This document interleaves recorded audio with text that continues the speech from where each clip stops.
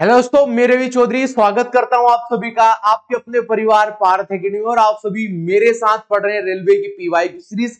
इसी PYQ series में हम लोगों ने दो दो जो दिनों के शिफ्टों के पेपर को देख लिया था, यानी जो आपके 2020 में हुए थे। लेक्चर 5 से लेक्चर 4 तक हम लोग कंप्लीट यहां पर पढ़ चुके हैं।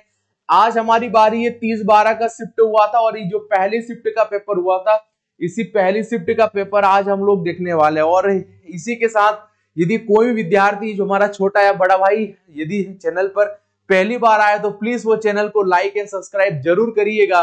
हम लोग बढ़ेंगे आज की क्लास के पहले प्रश्न के साथ में। और आज की क्लास का पहला प्रश्न आप सभी को यहाँ पर क्या देके रखा है।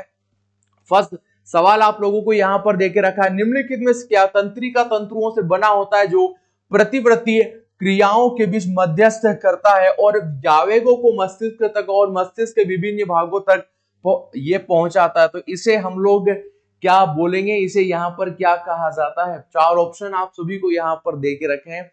मैं मान के चलता हूं कि आप सभी का राइट आंसर आया होगा। रिप केज दे के रखा है, हृदय आप लोगों को दे के रखा है, मेरु रज्जु दे के रखा है, या मांसपेशियां आप लोगों को यहाँ पर दे के रखा है। तो आप सभी को याद होना चाहिएगा कि इस सवाल का right answer option number C देखने को मिलेगा, यानी मेरु रज्जु उसे कहा जाता है। ठीक है, तो आप सभी का भी राइट आंसर यहाँ पर आया होगा। जब हम लोग बात यहाँ पर मस्तिष्क की करेंगे, किस चीज की भाग करेंगे, मस्तिष्क की बात करेंगे, तो सबसे पहले हम लोग भाग देखते हैं। यहाँ पर आप सभी का भाग देखते हैं। एक हम लोग सेरिबेलम, कौन सा भाग देखते हैं, सेरिबेलम भाग देखते हैं। तो हम लोग सेरिबेलम के बारे में बात करते हैं कि इसे छोटा दिमाग कहा जाता है। इसे क्या कहा जाता है, छोटा दिमाग यहाँ पर कहा जाता है, या इसे हम लोग ट्री ऑफ लाइफ भी कहते हैं। क्या बोलते हैं, ट्री ऑफ लाइफ भी इसे यहाँ पर कहा जाता है। आप लोगों को याद होना चाहिए इसका प्रमुख कार्य क्या है। प्रमुख कार्य क्या है कि यह क्या करता है हमारे शरीर में, तो बॉडी को बैलेंसिंग करने का काम करता है। बॉडी को ये जो बैलेंसिंग का जो काम है वो इसी का काम है। फिर इसके बाद में एक हम लोगों को मेंडुला ऑब्लोगेटा, मेंडुला ऑब्लोगेटा या आपका ऑब्लोगेटा हम लोगों को यहाँ पर देखने का जो यहाँ पर मिलता है। तो मेंडुला ऑब्लोगेटा का प्रमुख कार्य क्या होगा, तो याद होना याद होना चाहिएगा कि इसी के माध्यम से सभी जैविक क्रियाओं को हम लोग देखते हैं। अब जैविक क्रियाएं में हम लोग क्या क्या देख सकते हैं, मान लीजिएगा यदि कोई व्यक्ति छींकता है, ठीक है, तो वो भी इसी के अंतर्गत आएगा। रोता है तो वो भी इसी के अंदर आएगा। व्यक्ति जब रात को सोता है तो खर्राटे लेता है तो वो भी इसी के अंदर आएगा। यानी छींकता है। वे जैविक क्रियाएं जो हमारे शरीर पर होती है, ये उन पर हमारा नियंत्रण नहीं होता। अब जैसे छींकते हैं तो छींकते पर हमारा नियंत्रण नहीं होता। ये जो पलके हैं इनको हम लोग झपकाते हैं, ब्लिंकिंग करते हैं, तो क्या क्या इन पर हमारा अधिकार होता है, तो नहीं, इन पर हमारा नियंत्रण नहीं होता। तो बेसिक सभी क्रियाएं मेंडुला ऑब्लोगेटा के माध्यम से यहाँ पर होती हुई हम लोगों को देखने को मिलेगी। एक हम लोगों को यहाँ पर थैलेमस, कौन सा, थैलेमस जो जो देखने को मिलेगा। एक हम लोग देखते हैं ठंडा, हम लोग देखते हैं गर्म, या फिर हम लोगों को दर्द होता है, तो ये सबका जो अभाव किसके माध्यम से होता है, थैलेमस के आधार के कारण यहाँ पर होता है। आप सभी को याद होना चाहिए। फिर एक हमारे पास है हाइपोथैलेमस, एक थैलेमस हमें देखने को मिलेगा। हाइपोथैलेमस के माध्यम से क्या क्या होता है, तो आप सभी जानेंगे। जैसे हम लोगों को प्यास लग गया, ठीक है, फिर हमें भूख लगती है, तो ये सब क्रियाएं इसके माध्यम से यहाँ पर देखने को मिलती हैं। फिर एक और हमें भाग देखने को मिलेगा जिसका नाम है यहाँ पर सेरिब्रम। कौन सा दोस्तों, सेरिब्रम हम लोगों को यहाँ पर देखने को मिलेगा। हम लोग देखते हैं कि यह मस्तिष्क का सबसे बड़ा भाग देखने को मिलेगा। सबसे बड़ा जो भाग होगा, सबसे बड़ा भाग हम लोगों को यही देखने को मिलेगा। होगा सर ये कितना बड़ा, तो 2/3 पार्ट, हमारे ब्रेन का 2/3 पार्ट होगा, वो यही हम लोगों को यहाँ पर देखने को मिलता है। ठीक है, तो ये सब आप लोगों को याद होना चाहिएगा। सेरिबेलम से हम लोगों को छोटा दिमाग, ट्री ऑफ लाइफ कहा जाता है। बॉडी बैलेंसिंग का काम होता है। मेंडुला ऑब्लोगेटा जैविक क्रियाएं मैंने बताया था जिन पर हमारे शरीर का नियंत्रण हमें नहीं देखने को मिलता। हमारा स्वयं का नियंत्रण उन पर नहीं होता। थैलेमस होगा तो ठंडा गर्म और दर्द का अभाव, हाइपोथैलेमस होगा प्यास और भूख का अभाव इसी से होता है। फिर इसे हम लोगों को देखने को मिलेगा सेरिब्रम या मस्तिष्क का सबसे बड़ा भाग हम लोगों को यहाँ पर देखने को मिलता है। तो सेरिब्रम को जब इसको जो पढ़ते हैं तो ये पढ़ने में बहुत बड़ा होगा, लेकिन फिर भी सेरिब्रम के कई भाग है। तो इसका एक भाग मैं आप लोगों को पढ़ा देता हूं। इसका एक भाग हम लोगों को देखने को मिलता है टेम्पोरल। कौन सा दोस्तों? इसका एक भाग हम लोगों को टेम्पोरल देखने को मिलता है। तो सेरिब्रम का एक हिस्सा टेम्पोरल होगा और इसी टेम्पोरल में अक्सर क्या हम लोगों को मस्तिष्क के अंदर क्या होते हैं, इसी भाग मस्तिष्क में हमें सपने बनते हुए देखने को मिलते हैं। तो सपने कहां पर बनते हैं? तो सपने सेरिब्रम के जो टेम्पोरल वाला भाग होता है, इसी टेम्पोरल वाले भाग में हम लोगों को सपने बनते हुए यहाँ पर देखने को मिलते हैं। मैं आशा करता हूं कि आप सभी को यह समझ में आया होगा। ठीक है, और तो फिर इसी के साथ हमारे सवाल का जो राइट आंसर देखने को मिलेगा ऑप्शन नंबर सी हमारे सवाल का बिल्कुल राइट आंसर यहाँ पर होगा। ठीक है, पढ़ लिया और क्लास को लाइक नहीं किया तो लाइक करो पहले। ठीक है, चलो बढ़ेंगे नेक्स्ट प्रश्न पर। और जो नेक्स्ट प्रश्न हम लोगों को यहाँ पर क्या देखने को मिलेगा, निम्नलिखित में से क्या जम्मू और कश्मीर में स्थित है? पाखल वन्य जीव अभ्यारण्य, बालक्रम। देखो आप लोगों का ये जो बालक्रम अभ्यारण्य है, बालक्रम ये जो आप लोगों का उद्यान है या बालक्रम उद्यान या फिर आप लोगों का नोकरे, कौन सा दोस्तों? नोकरे, ये दोनों के ही दोनों आप दोनों के मेघालय में कहां पर देखने को मिलते हैं? हम लोगों को मेघालय में यहाँ पर देखने को मिलेंगे, ये हो जाएगा। इसके बाद जो जल्दापारा, देखो ये तो आप लोगों का जल्दापारा हो गया, एक आप लोगों का यहाँ पर जल्दापारा के बाद आप सभी का यहाँ पर सिंह लीला, कौन सा? सिंह लीला, और सिंह लीला के बाद आप सभी का बुक्सा, कौन सा हो जाएगा दोस्तों? बुक्सा हो जाएगा। तो ये तीनों कहां पर मुख्य रूप से हम लोगों को देखने को मिलेंगे? तो आप लोगों के पश्चिम बंगाल में हम लोगों को यहाँ पर देखने को मिलेंगे।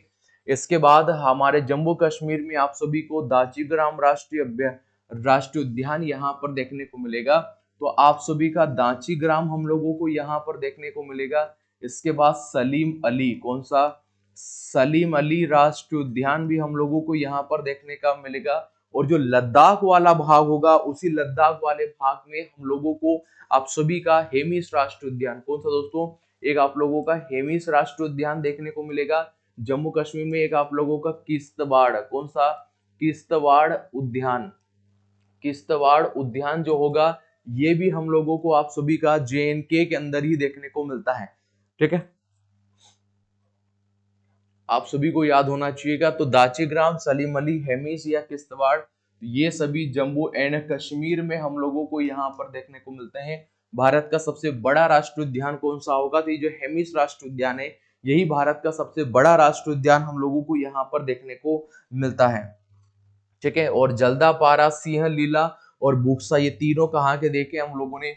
पश्चिम बंगाल के देखे हैं। देखो वर्तमान की स्थिति के अनुसार देखें, वर्तमान की स्थिति के अनुसार देखें हम लोग, तो यदि हम लोगों को सर्वाधिक जो राष्ट्रीय उद्यान देखने को मिलते हैं तो वो आपके मध्य प्रदेश में कहां पर देखने को मिलेंगे? आपके मध्य प्रदेश में सर्वाधिक राष्ट्रीय अभ्यारण्य, सर्वाधिक राष्ट्रीय जो आपके अभ्यारण्य देखने को मिलेंगे ये आप सभी के अंडमान और निकोबार में देखने को मिलेंगे।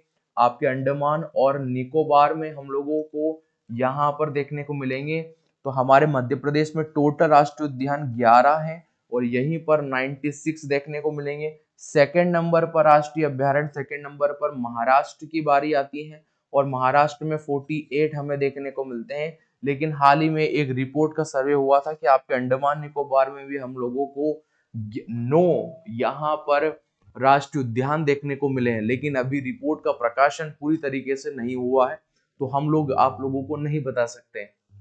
ठीक है, इतना एटलीस्ट आप लोगों को यहाँ पर याद होना चाहिएगा। चलिएगा बढ़ेंगे नेक्स्ट प्रश्न पर। और जो नेक्स्ट प्रश्न हम लोगों को क्या देखने को मिला था, मैंने कहा ये आप लोगों को 30/12/2020 जो 2020 का पेपर हुआ था उसमें हम लोगों को एक सवाल, जो सवाल दिया था 2018 में निपाह संक्रमण का प्रकोप कहां पर फैला था, तो आपके केरल में फैला था। कहां पर?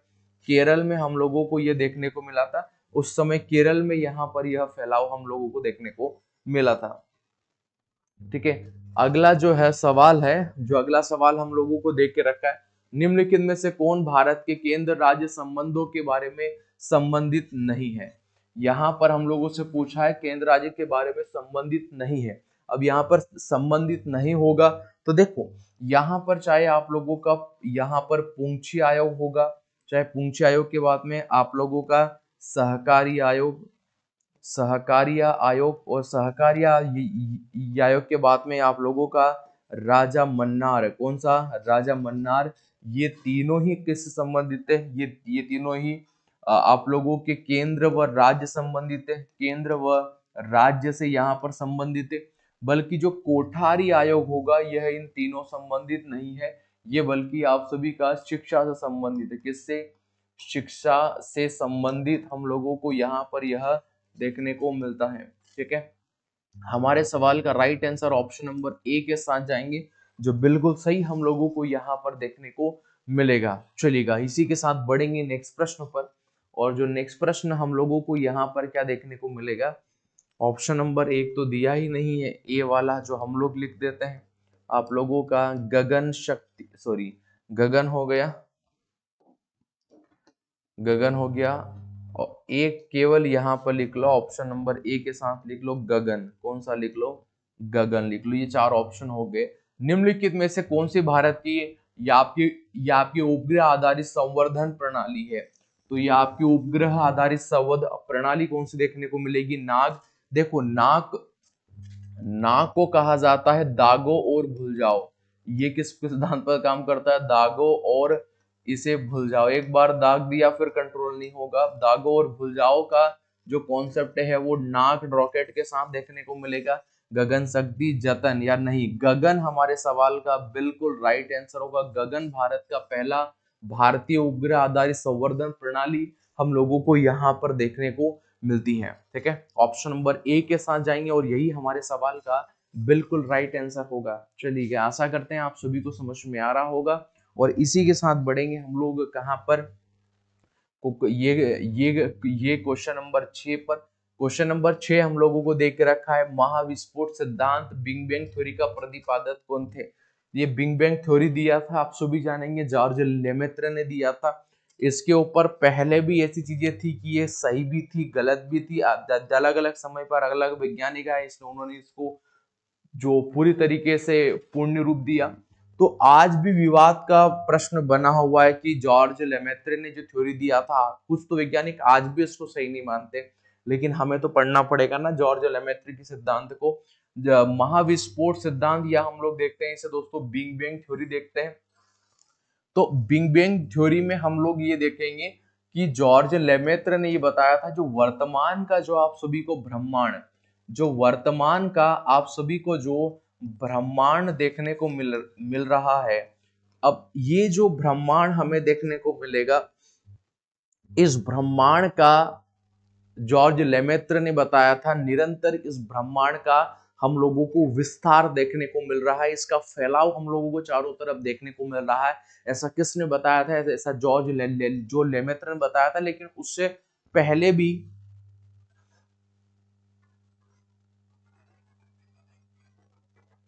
क्या हो रहा है यार? ठीक है, चलो, उससे पहले भी उसने ये बताया था कि जो पूरा यूनिवर्स देखने को मिलेगा ये सबसे छोटे स्मॉलेस्ट उसके पार्टिकल में था। एक पार्टिकल था तो वो अपने पार्टिकल में था, इस पूरे पार्टिकल में पूरे ब्रह्मांड का संपूर्ण घनत्व समाया हुआ था, केवल एक छोटा सा पॉइंट था, एक छोटा सा घनत्व वाला केवल एक बिंदु था। अगर कोई वैसा बिंदु जिसके अंदर पूरे ब्रह्मांड का सर्वाधिक घनत्व समा जाए और उसके अंदर और भी पॉसिबिलिटी नहीं हो कि अब उससे छोटा घनत्व वाला कोई सा छोटा पॉइंट हमें देखने को मिलेगा, तो उसे हम लोग क्रमिक, कौन सा?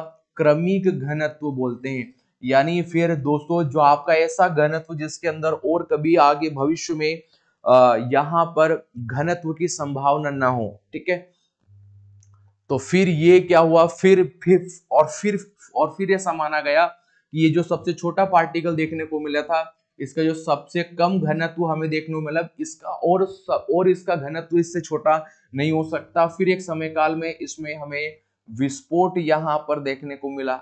अब इसमें विस्फोट हम लोगों को यहाँ पर देखने को मिला। ऐसा किसने बताया था? ऐसा हमें बिग बैंग, हम लोगों को बिग बैंग थ्योरी में यहाँ पर देखने को मिलता है।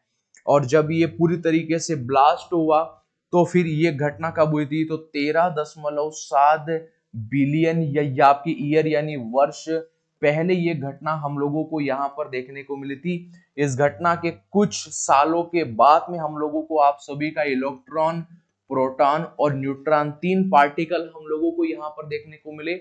और जब आप लोगों को ये तीनों पार्टिकल हम लोगों को देखने को मिले, इन तीनों ने मिलकर आप सभी के परमाणु को बनाया, और परमाणु बना तो आप सभी का गुरुत्वाकर्षण बल यहाँ पर बनता हुआ हम लोगों को देखने को मिलेगा।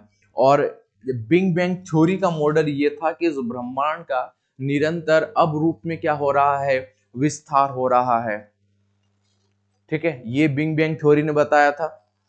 और फिर उसके बाद में जो नासा का एक टेलीस्कोप भी नासा ने छोड़ा था, जिसका नाम था हब्बल टेलीस्कोप। कौन सा telescope? Hubble telescope. Hubble telescope गया था 1925 में, और 1990 में इसका रिटायरमेंट हो गया था। हब्बल टेलीस्कोप का क्या सिद्धांत था? हब्बल टेलीस्कोप ने भी तो सर यही बोला था ना कि इस पूरे ब्रह्मांड का आए दिन विस्तार हो रहा है।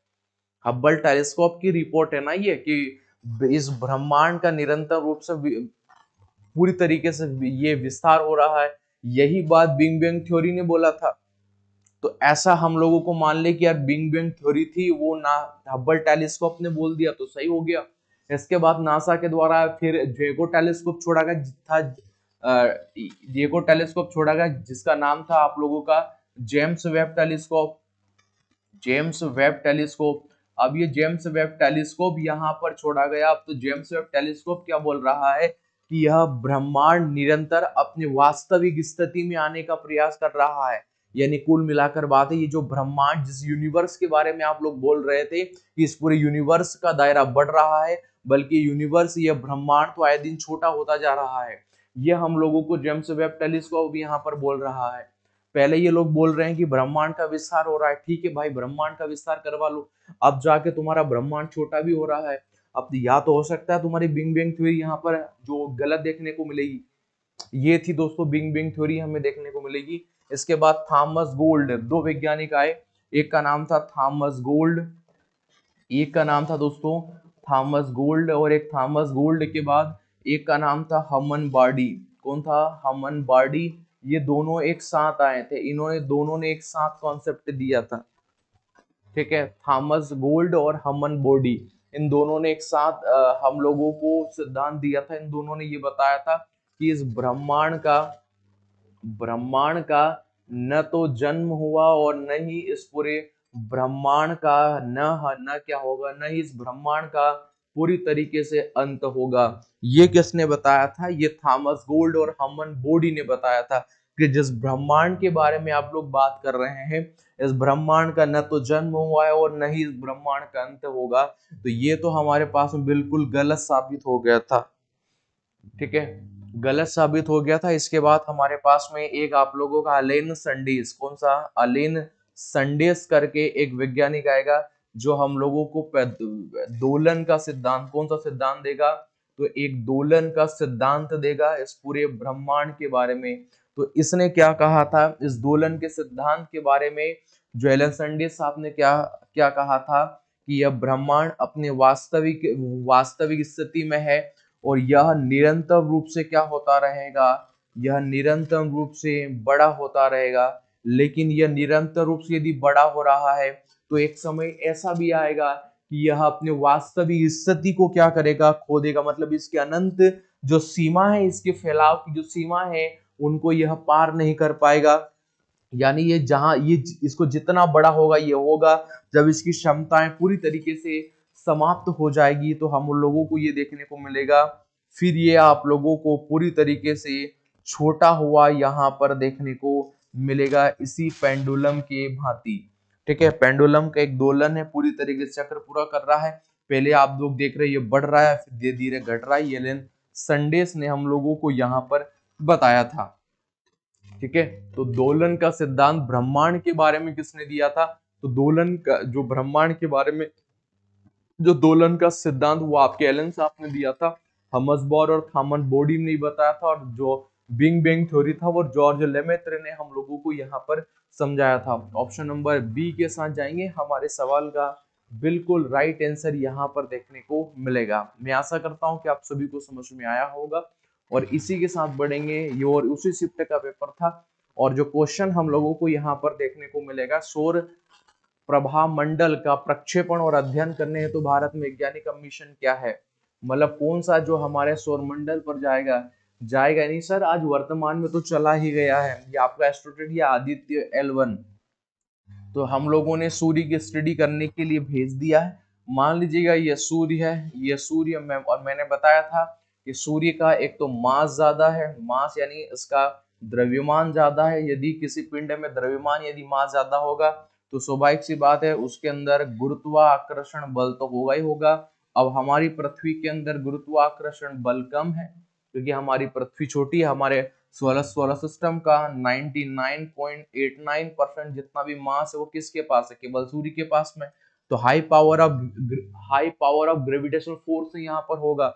अब यहाँ पर हमारी पृथ्वी हम लोगों को यहाँ पर देखने को मिलेगी, और अगर यदि हमारी पृथ्वी यहाँ पर देखने को मिलेगी तो हम लोगों ने अब जितना भी हमारा जो हम लोगों ने या आप लोगों का आदित्य L1 टेलीस्कोप छोड़ा है, अब ये टेलीस्कोप सूर्य के ऊपर तो जा नहीं सकता। सूर्य के पास तो, ये सूर्य के पास में गए तो सूर्य के पास में पूरा अंदर जाए, क्योंकि सूर्य का ग्रेविटेशनल फोर्स पावर ऑफ ज्यादा है। तो इसमें एक पॉइंट हमें देखने को मिलेगा L1। अब ये L1 क्या है? ये जो आप लोगों का L1 पॉइंट है, इसे हम लोग लेगासी पॉइंट बोलते हैं। क्या बोलते हैं? Legacy point. अब ये जो लेगासी पॉइंट है, ऐसा कहा जाता है कि न तो यहाँ पर पृथ्वी का ये ग्रेविटेशन फोर्स काम करेगा, और नहीं यहाँ पर सूर्य का ग्रेविटेशनल फोर्स काम करेगा। यानी पृथ्वी और सूर्य के दोनों की ग्रेविटेशनल फोर्स है जो यहाँ पर जीरो काम करेंगे, और इसी जो आदित्य L1 को इसी पॉइंट पर रखा जाएगा जो सूर्य की बाहरी परतों के बारे में यहाँ पर स्टडी करेगा। और इसको हम लोगों ने नाम दिया था पहले आदित्य, फिर हम लोग लेंगाजी पॉइंट 1 पर स्थापित करना का प्रयास कर रहे थे, इसलिए हम लोगों ने इसका नाम आदित्य L1 यहाँ पर कर दिया था। ठीक है, इसलिए ऑप्शन नंबर डी के साथ जाएंगे, हमारे सवाल का राइट आंसर यहाँ पर देखने को मिलेगा। क्वेश्चन नंबर 8 जो हम लोगों को उसी शिफ्ट का क्या देखने को मिला था, एक किलो बाइट कितने बाइट के बराबर होते हैं? तो 1024। नॉर्मल सी बात थी, ये क्वेश्चन हम लोगों से पूछा गया था। चलिएगा इसी के बारे में बढ़ेंगे नेक्स्ट प्रश्न पर। और नेक्स्ट प्रश्न हम लोगों को क्या देखने को मिलेगा, निम्नलिखित में से कौन सी ये कल्याणकारी योजना की उपलब्धियों को गिनीज वर्ल्ड रिकॉर्ड द्वारा मान्यता दी गई? प्रधानमंत्री मूर्छा बीमा योजना, प्रधानमंत्री कौशल विकास योजना, प्रधानमंत्री जनधन योजना। और जनधन योजना हमारी वही योजना थी जिसमें माता बहनाओं के सभी के अकाउंट खोले गए थे, तो यही योजना बाय ऑप्शनली के साथ जाना था। तो ऑप्शन के साथ हम लोग जाएंगे, तो ऑप्शन नंबर जो सी होगा वही हमारे सवाल का बिल्कुल राइट आंसर यहाँ पर हम लोगों को देखने को मिलेगा। ठीक है, क्वेश्चन नंबर 10 की तरफ जाएंगे, और क्वेश्चन नंबर 10 है प्लास्टिक में निम्नलिखित में से किसका उपयोग किया जाता है? क्रिप्टॉन, अमोनिया, ब्यूटेन या एथिलीन? तो एथिलीन का प्रयोग किया जाता है। ऑप्शन नंबर डी के साथ जाएंगे, हमारे सवाल का बिल्कुल राइट आंसर यहाँ पर होगा। चलिएगा बढ़ेंगे नेक्स्ट प्रश्न पर, और नेक्स्ट प्रश्न हम लोगों को क्या देखने को मिलेगा, साथी परियोजना निम्नलिखित में किस क्षेत्र से संबंधित है?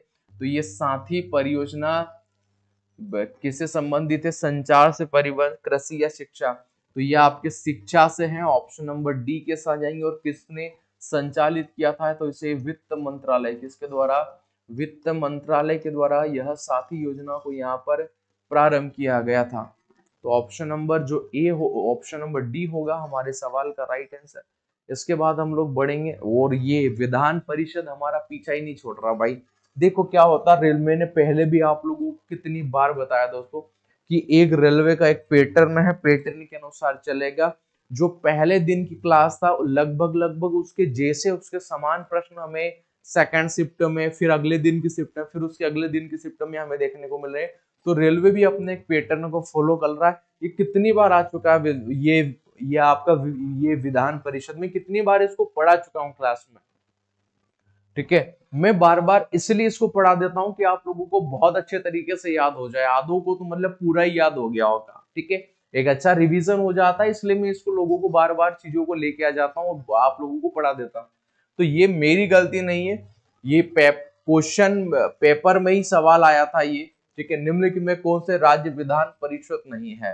तो विधान परिषद केरल में नहीं है, केरल में नहीं है, बाकी सब जगह है। ठीक है, केरल में नहीं देखने को। अब मैं इसमें ज्यादा नहीं बताऊंगा। ठीक है, आज चलो क्वेश्चन नंबर 13 की तरफ चलेंगे। और क्वेश्चन नंबर 13 हम लोगों को यहाँ पर बोला है, निम्नलिखित में से किसे प्राणी जगत के अंतर्गत वर्गीकृत किया गया है? पाइपियंस, मेटाजोआ, कोइनोजोआ या प्रोटोजोआ? तो आप सभी जानेंगे मेटाजोआ को किया गया है। बेहद सरल प्रश्न था, कोई बड़ा तो भारी प्रश्न नहीं था। ऑप्शन नंबर बी के साथ जाएंगे। चलिएगा, इसी के बाद जो नेक्स्ट प्रश्न हमें देखने को मिलेगा, और जो नेक्स्ट प्रश्न है, ऑपरेशन ग्रीन एक सरकारी योजना है जिसका उद्देश्य क्या है? तो इसका उद्देश्य क्या है, हम लोगों को इसका उद्देश्य क्या देखने को मिलेगा? बांस की फसलों का विकास करना, फसलों के समान कीमत स्तर पर बेचना, फसल शिक्षा में अनुसंधान और निवेश, या टमाटर, प्याज और आलू की फसलों की आपूर्ति स्थिरता लाना है। क्या प्रयास था? तो ऑप्शन नंबर डी के साथ जाएंगे। अब ये बिल्कुल सही था। अब ये करंट अफेयर का सवाल था उस टाइम का।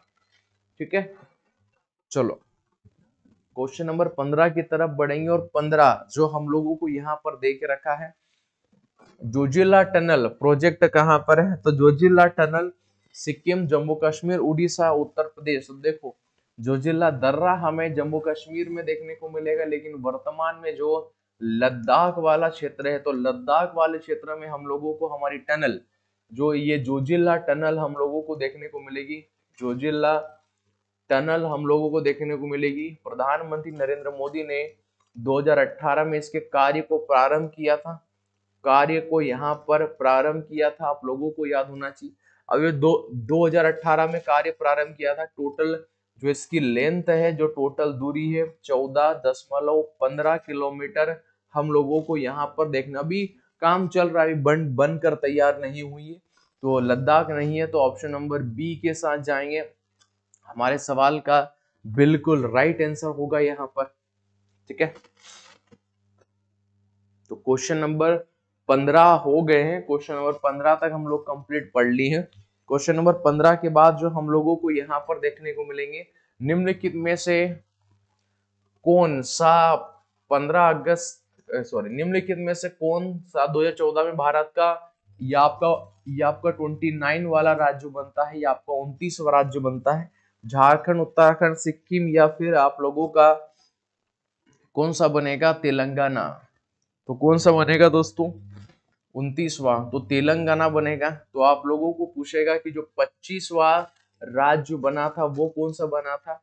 तो 1987 में वो बना था गोवा। कौन बना था? गोवा बना था, आप सभी को याद होगा। इसके बाद में जो 26वां जो राज्य कौन सा बना था, 26 वाला राज्य कौन बना था? आप सभी को मुझे बताना है कि 26 वाला राज्य कौन बना था, और वो 26 वाला राज्य कब बना था?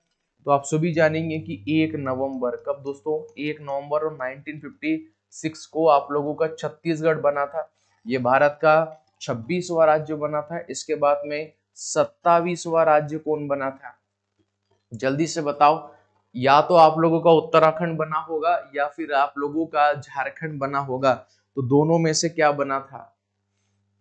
ठीक है, और कौन सी देखो, ये तारीख के साथ पूछा जा सकता है। तो 9 नवंबर, कौन सी तारीख को? 9 नवंबर। और सॉरी, ये 56 को नहीं बना था क्या? मध्य प्रदेश से अलग हुआ था ना ये। तो आप लोगों का सन 2000 में बना था ये, और 2 नवंबर सन 2000 को ही आप लोगों का उत्तराखंड कौन सा बना था? उत्तराखंड बना था। और फिर जो 28 वाला राज्य बना था वो आप लोगों का 15 नवंबर, कौन सी तारीख को? 15 नवंबर और सन 2000 को बना था। तो ये आप लोगों का झारखंड यहाँ पर बना था। कौन सा बना था? झारखंड। और इसके बाद में फिर आप लोगों का ये आपका 19वां राज्य जो बना था, ये आप लोगों का 2014 में आप लोगों का तेलंगाना बना। कौन सा बना था? तेलंगाना बनता हुआ यहाँ पर देखने को मिलेगा। तो एटलीस्ट ये 25 से लगाकर तो आप सभी के 29 तक के आप सभी को याद होना चाहिएगा। अब इसमें जो आप लोगों का यहाँ पर बना था गोवा, तो मैंने आप लोगों को बताया था कि पहले हम लोगों ने गोवा को 1961 में पुर्तगालियों के पास में था, तो पुर्तगालियों से लिया था। छत्तीसगढ़ किस राज्य से अलग हुआ था? तो ये मध्य प्रदेश से अलग हुआ था, पूछ सकता है। या आपका उत्तराखंड किससे अलग हुआ था? तो आपके यूपी से अलग हुआ था। झारखंड जो है ये किससे अलग हुआ था? तो झारखंड आप सभी के बिहार से अलग हुआ था। तेलंगाना किससे अलग हुआ था? तो वर्तमान आज के आंध्र प्रदेश ये अलग होता हुआ देखने को मिलेगा। ठीक है, ये सभी देखने को मिलेगा। ऑप्शन नंबर डी के साथ जाएंगे हमारे सवाल का, जो बिल्कुल राइट आंसर था। चलिएगा, बढ़ेंगे नेक्स्ट प्रश्न पर।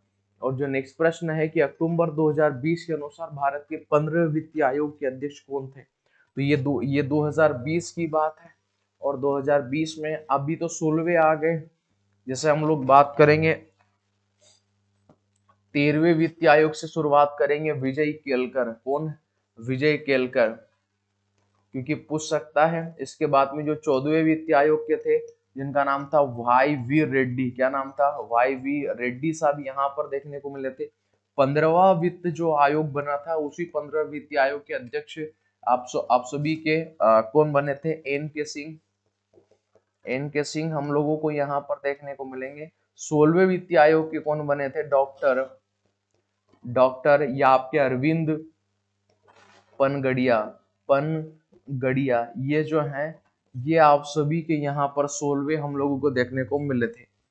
ठीक है, और वित्तीय आयोग का प्रावधान, जो वित्तीय आयोग है, इसी वित्तीय आयोग का प्रावधान भारतीय संविधान के आर्टिकल 280 में देखने को मिलेगा। इसका जो अध्यक्ष होगा, उसी अध्यक्ष का जो कार्यकाल होगा वो 5 साल का है, और इसकी नियुक्ति भी किसके द्वारा की जाएगी? माननीय राष्ट्रपति के द्वारा। किनके द्वारा? राष्ट्रपति के द्वारा। ठीक है, तो ये देखने को मिला था 2020 में एन के सिंह। ठीक है, ऑप्शन नंबर सी जाएंगे हमारे सवाल का, बिल्कुल राइट आंसर यहाँ पर होगा। चलिएगा, बढ़ेंगे नेक्स्ट प्रश्न पर। और जो नेक्स्ट प्रश्न पे है भारत में सार्वजनिक क्षेत्र में उद्योग, भारत के सार्वजनिक क्षेत्र हम लोगों को देख रखा है। भारत के सार्वजनिक क्षेत्र में उद्योगों की विनिवेश प्रक्रिया किस वर्ष प्रारंभ हुई? कुल मिला के जिस वर्ष भारत बैंकक्रप्ट हो रहा था, भारत में पैसा पूरी तरीके से जो समाप्त हो रहा था, तो उस समय भारत के जो प्रधानमंत्री हुआ करते थे वो पीवी नरसिम्हा राव हुआ करते थे, और जो भारत के वित्त मंत्री का जो पद संभाला था वो डॉक्टर मनमोहन सिंह ने यहाँ पर संभाला था। तो उन्होंने भारत में सबसे पहले मॉडल दिया था, एलपीजी मॉडल दिया था। कभी हम लोग जिक्र करेंगे इस पूरे मॉडल का, एलपीजी मॉडल जो दिया था उन्होंने। तो ये सबसे पहले 1991 की बात है, ये सबसे पहले यहाँ पर आया था, ये निवेश करने का मौका मिला था। ऑप्शन नंबर सी जाएंगे हमारे सवाल का, बिल्कुल राइट आंसर है।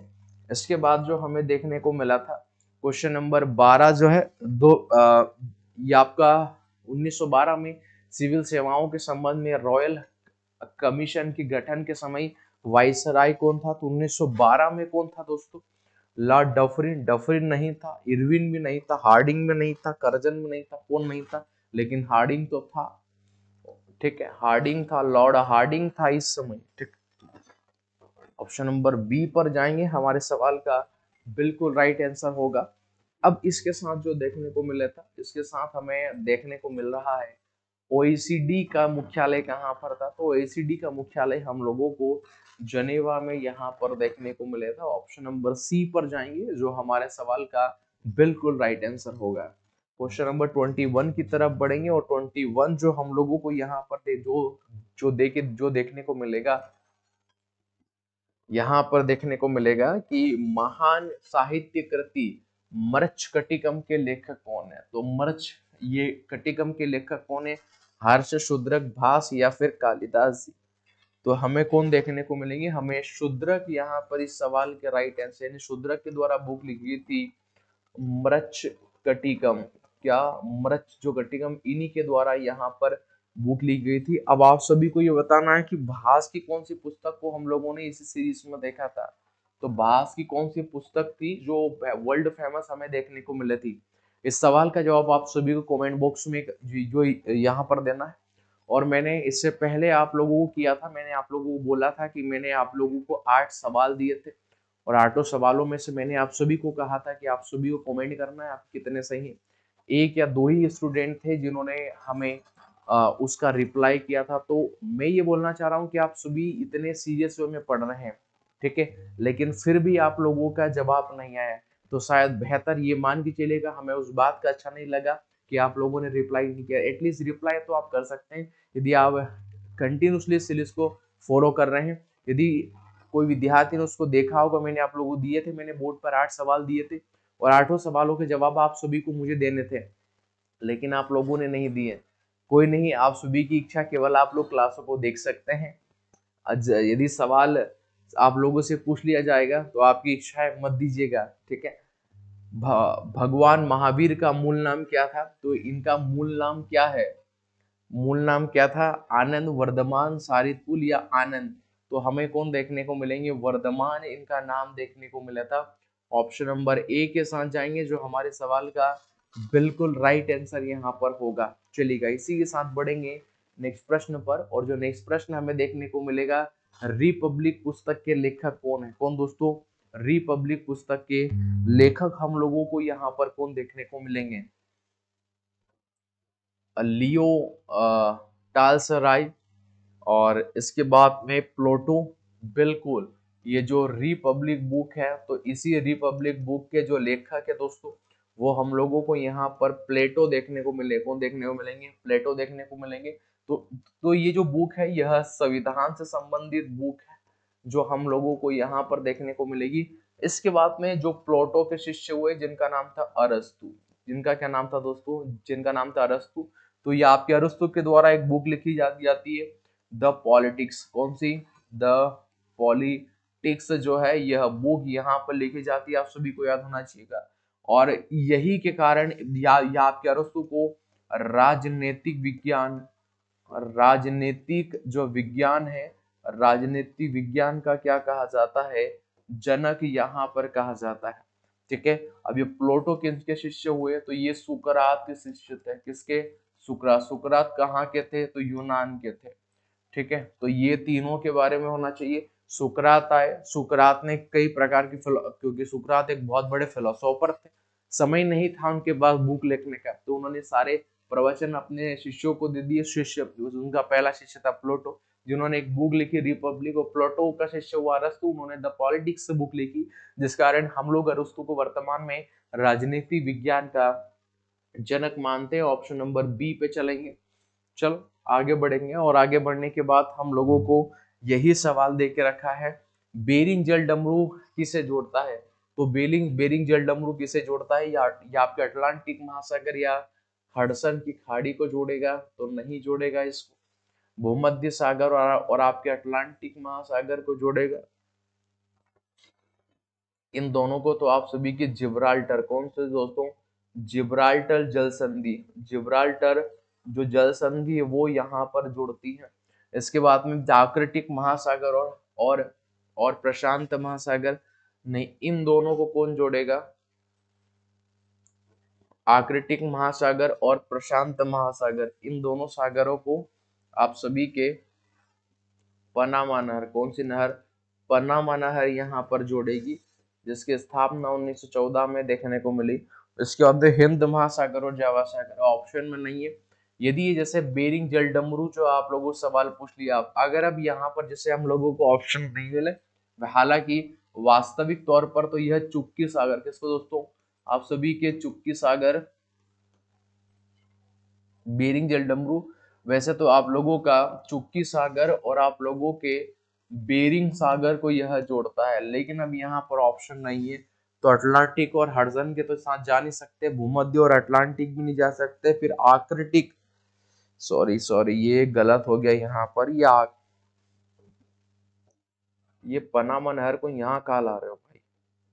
ये आपका बिल्कुल आर्कटिक महासागर और प्रशांत महासागर, ऑप्शन नंबर सी सही होगा इस सवाल का। अगर बेचुकी सागर और बेरिंग सागर यदि ऑप्शन में नहीं दिए जाएं, फिर आप लोगों का आर्कटिक और प्रशांत महासागर देखने को मिलेगा। चलिए क्वेश्चन नंबर 25 में निम्नलिखित में कौन सी एक उपधातु है? ब्रोमीन, सीसा, सिलिकॉन या सोना? आप सभी जानेंगे सिलिकॉन एक उपधातु। ऑप्शन नंबर बी के साथ, ऑप्शन नंबर सी के साथ जाएंगे। चलिएगा इसमें अगला प्रश्न जो हम लोगों को यहाँ पर देखने को मिलेगा,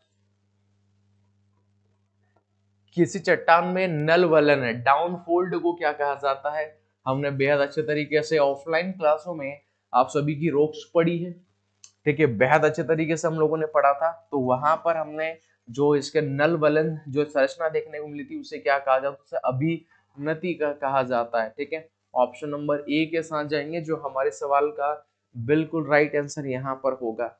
चलिएगा इसी के साथ बढ़ेंगे नेक्स्ट प्रश्न पर, और जो नेक्स्ट प्रश्न है, हमें निम्नलिखित में कौन सा एक प्राचीन बौद्ध ग्रंथ है? तो कौन सा एक प्राचीन बौद्ध ग्रंथ हम लोगों को यहाँ पर देखने को मिला था? रघुवंशम, विष्णु पुराण, अभिधर्म कोश या ऋतुसंहार? कौन सा देखने को मिला था? ऑप्शन नंबर ए के साथ जाएंगे हम लोग रघुवंशम, नहीं रघुवंशम के साथ नहीं जाएंगे, अभिधर्म कोश। अभिधर्म कोश एक हमें प्राचीन बौद्ध ग्रंथ देखने को मिला था। ऑप्शन नंबर जो सी होगा वही हमारे सवाल का बिल्कुल राइट आंसर यहाँ पर होगा। चलिएगा बढ़ेंगे नेक्स्ट प्रश्न पर और देख रहे क्वेश्चन नंबर 28 है। यही सवाल था सर, विशिष्ट द्वैतवाद के दर्शन तक कौन थे? वही हम लोग देखेंगे कि हमारा भक्ति मूवमेंट, हमारा भक्ति जो आंदोलन यहाँ पर हम लोगों को देखने को मिला था। और जो भक्ति मूवमेंट हमें देखने को मिला था, मैंने कहा था कि इसके प्रवर्तक कौन माने गए, इसके प्रवर्तक कौन माने जाते हैं? तो इसके प्रवर्तक आदि गुरु शंकराचार्य कौन माने जाते हैं? आदि गुरु शंकराचार्य माने जाते हैं। तो ये आपके आदि गुरु शंकराचार्य है जो इन्होंने एक दर्शन दिया था आप लोगों का अद्वैतवाद,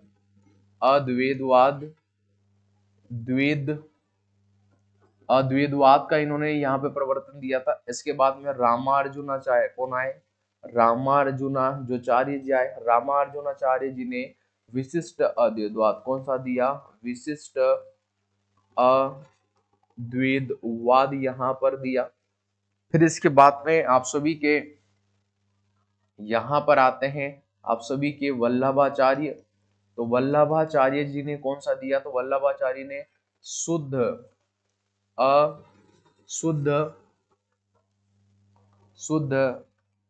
द्वैता, एक मिनट,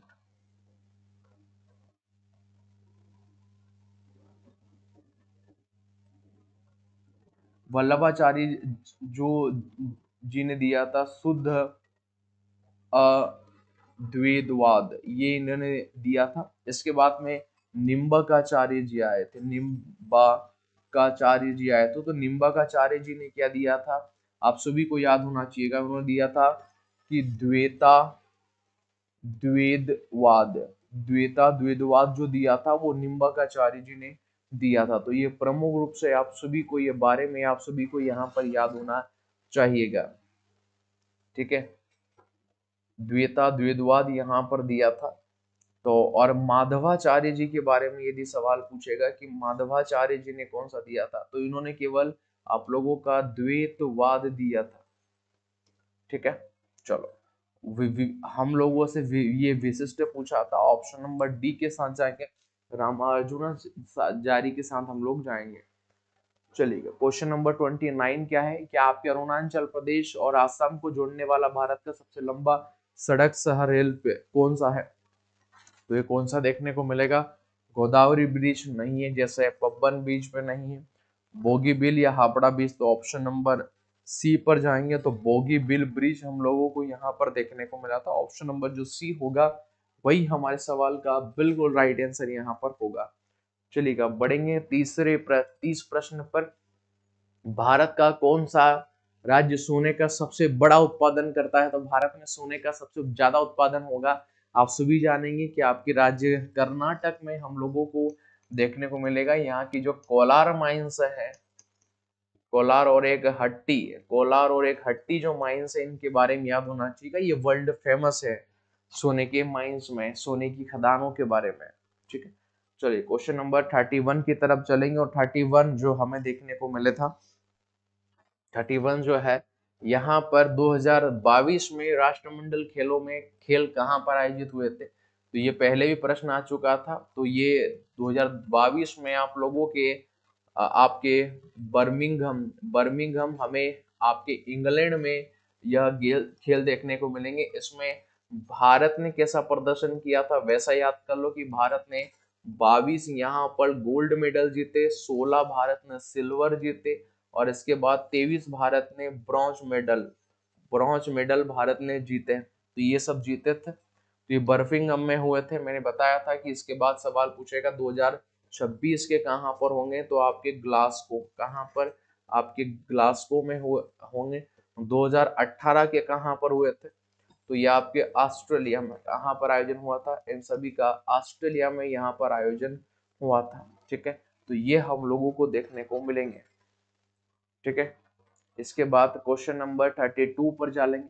निम्नलिखित में कौन प्रख्यात व्यक्ति बारदोही से संबंधित है। बारदोही से मैंने आप लोगों को जो समझाया था, बारदोही से सरदार वल्लभ भाई पटेल है।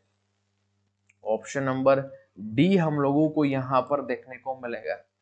ठीक है, इसके बाद जो हमें देखने को मिला था, क्वेश्चन नंबर 33 की तरफ बढ़ेंगे। निम्नलिखित में कौन सा एक अजैविक घटक नहीं है। जल, हरा पौधा, सूर्य या फिर मृदा। तो हरा पौधा यहाँ पर नहीं देखने को मिले। बेहद सरल प्रश्न थे मेरे अकॉर्डिंग तो आज की क्लास के।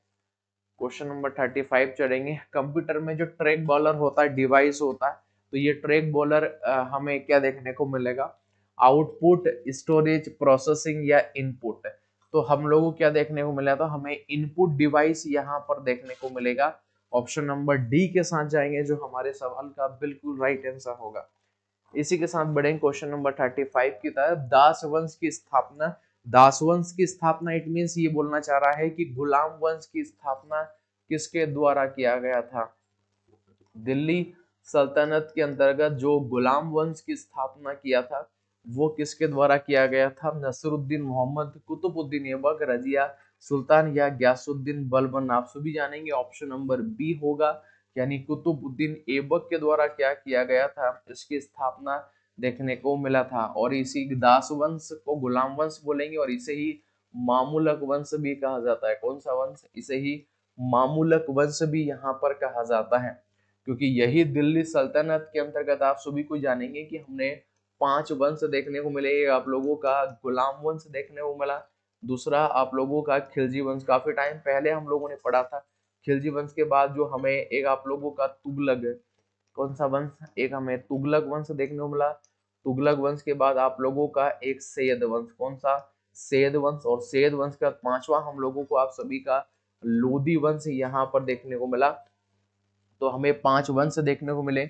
गुलाम वंश का समयकाल 1206 से लगाकर तो 1290 तक देखने को मिला।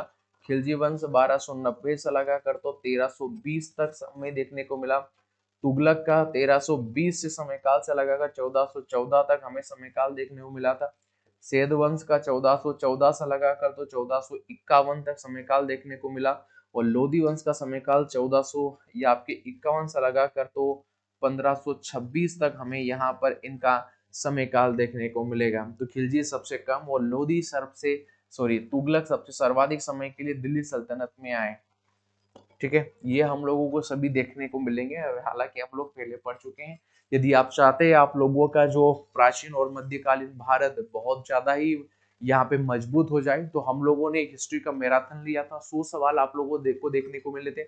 हम लोग, आप सभी को पार्थ एकेडमी की एक प्लेलिस्ट में जाना है, वहां पर हमारी 3 घंटे 27 मिनट की क्लास आप लोगों को देखने को मिलेगी। आप चाहते हैं कि किसी परीक्षा में आपकी मध्यकालीन भारत और प्राचीन भारत सवाल गलत न जाए, तो भाई उस क्लास को पहले देख लो। ठीक है, मुझे नहीं लगता कि उस क्लास से कुछ बाहर जाने वाला है। यदि आप लोगों को जरूरत है तो आप उस क्लास को देख सकते हैं। और क्वेश्चन नंबर 36 की तरफ चलेंगे। और क्वेश्चन नंबर 36, निम्नलिखित में से दक्षिण अफ्रीका की प्रशासनिक राजधानी है।